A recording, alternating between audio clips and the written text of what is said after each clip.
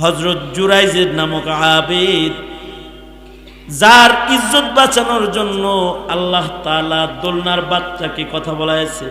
অবশ্য হযরত জুরাইজের একটা অপরাধ হলো তিনি আবেদ বড়, কিন্তু আবেগে পইরা মায়ের বদদুয়া লয়ে লইছে।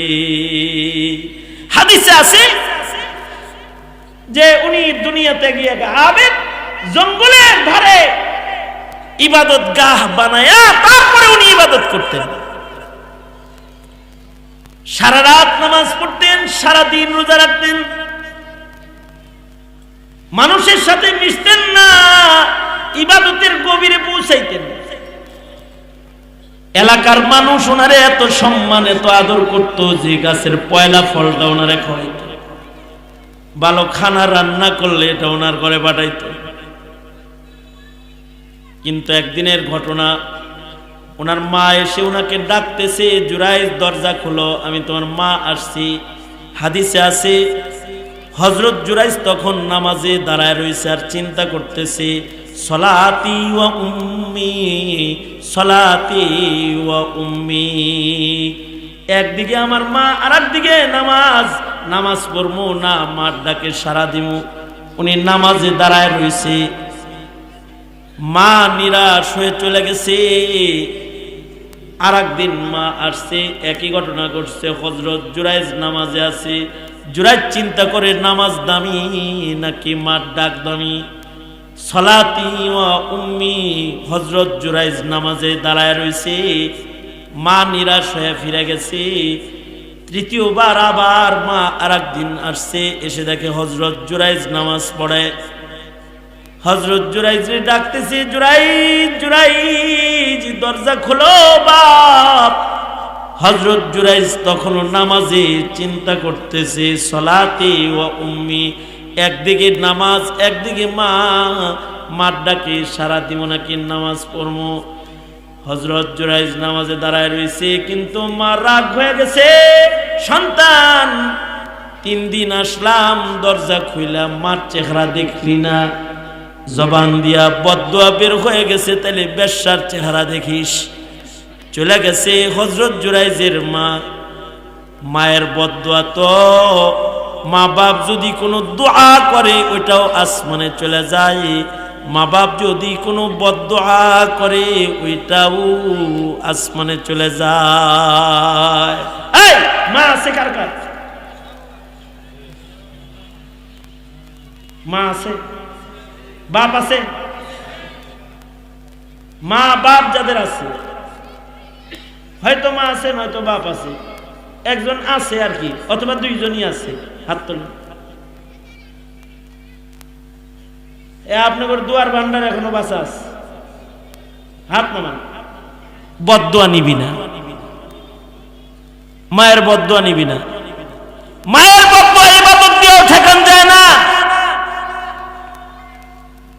অনেক সাক্কাকারী হইলেও মায়ের বদদুয়া ঠেকান যায় না, অনেক হজকারী হইলেও মায়ের বদদুয়া ঠেকান যায় না, হাজত গুজার হইলেও মার বদদুয়া ঠেকান যায় না। মা বাবার দোয়া আর আল্লাহর মাঝখানে কোনো পর্দা নাই।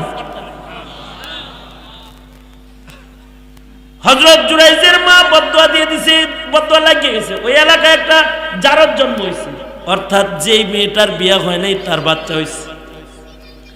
এলাকার লোকেরা কয়, এই বাচ্চা কই পাইলি? তো মেয়ে কয়, এটা জুরাইজের বাচ্চা, মার বদদুয়া লাগছে, তোহমত দিয়ে দিছে। এলাকার লোকেরা যারা জুরাইজকে আদর করত, তারা জুরাইজের ইবাদতখানায় যায় ডিল পাথর মারা শুরু করেছে। দরজা ভাঙ্গা হযরত জুরাইজরে বাইর করে নিয়ে আসছে, ইবাদতখানাকে আগুন দিয়া জ্বালায়া দিছে। বন্ডামি করো, আমরা জানি ইবাদত করো, আসলে জেনা করো, বাচ্চা হইছে জেনা। হযরত জুরাইজকে রুসওয়া করছে, গায়ে হাত পর্যন্ত তুলেছে। হযরত জুরাইজ কয়, এত আদর, এত মোহাব্বত, এত ভক্তি, আর এখন এত শক্তি কেন, কঠিনতা কেন, কেন অত্যাচার করো আমার উপরে? কয়, কেন জানো না? ওই মেয়েরে চেনো না, ওই বাচ্চাকে কি চেনো না? ওইটা তোমার বাচ্চা, জেনা করো নাই। হযরত জুরাইজ কয়, কোন বাচ্চা আমার কাছে নিয়ে আসো। বাচ্চাটাকে কাছে এনেছে। বাচ্চাটার দিকে তাকায় হযরত জুরাইজ বলে, মিন আইনা আনতা ইয়া ওয়ালাদ, মান আবুকা ইয়া ওয়ালাদ বলে ডাক দেওয়ার সাথে সাথে জুরাইজের সম্মান রক্ষার জন্য আল্লাহ তাআলা সদ্য ভূমিষ্ঠ সন্তানের জবান খুলে দিছে। বাচ্চাটা বলে, এলাকার লোকেরা, জুরাইজ রে কষ্ট দিস না, চিনস না এটা আল্লাহর পেয়ারা, আনাবনু ফুলান রাই, আমি অমুক রাখালের সন্তান, আমার মা রাখালের লগে জেনা করছি।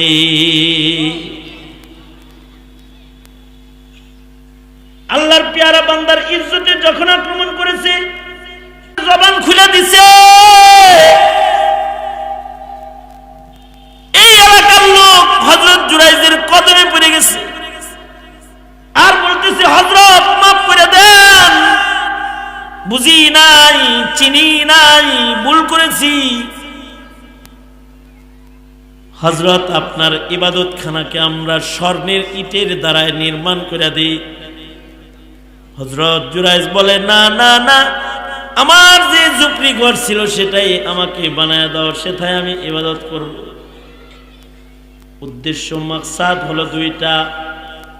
যাদের মা বাবা আছে জিন্দেগিতে মা বাবার বদদুয়া নিবা না, আর কখনো কারোর ইজ্জতে আক্রমণ করবা না, কারণ ইজ্জতে আক্রমণ করলে আসমানের মালিক আল্লাহ নারাজ হয়। রাজনীতি করো ভালো কথা, একজন আর একজনের ইজ্জতে হামলা করবা না, বেইজ্জতি করার চেষ্টা করবা না, কারোর গোপন রাজ প্রকাশ করবা না, কারোর গোপন জিনিস দোষকে খুইটা বাইর করার চেষ্টা করবা না, এগুলো আল্লাহর অপছন্দ। কারণ বান্দা বান্দাকে বেইজ্জত করুক, এটা আসমানের মালিক আল্লাহ তাআলা এটা পছন্দ করে না।